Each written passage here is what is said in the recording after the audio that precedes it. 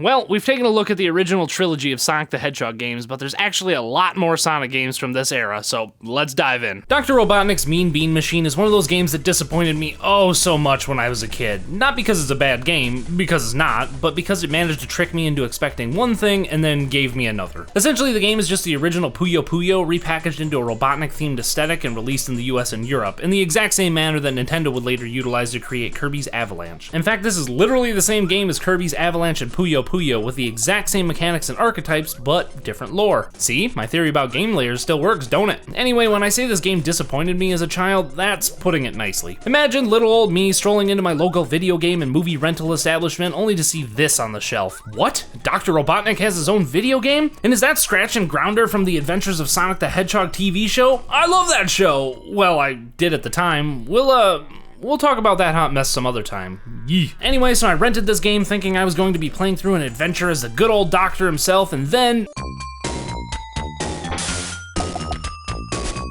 What the hell is this? So yeah, I guess I was too excited as a kid to bother to look at the back of the box or the label denoting it's a puzzle game on the front cover. Whatever the case, I felt cheated, like Sega had pulled the wool over my eyes and laughed in my face. And to this day, when I bring up the game amongst friends or acquaintances, at least one person will share a similar story of betrayal from when they were a kid. So how's the actual game? Well, now that I'm a lot older and have accepted that Sega probably didn't intend on screwing over its fanbase, I've found I actually like this game quite a bit. The falling block puzzle genre isn't really my cup of tea and never has been, but I can still recognize a good one from a bad one, and this is most definitely a good one. The story surrounding this madness is that Robotnik and his minions have invaded the village of beans and are using a machine to turn the peaceful bean people into a mean robot army. You play as, someone who decides to take on Robotnik's henchmen in a head-to-head game of seeing who could stack beans the best. If you manage to keep your screen cleared long enough for your opponent to stack their beans to the top, you win and proceed to challenge the next henchman.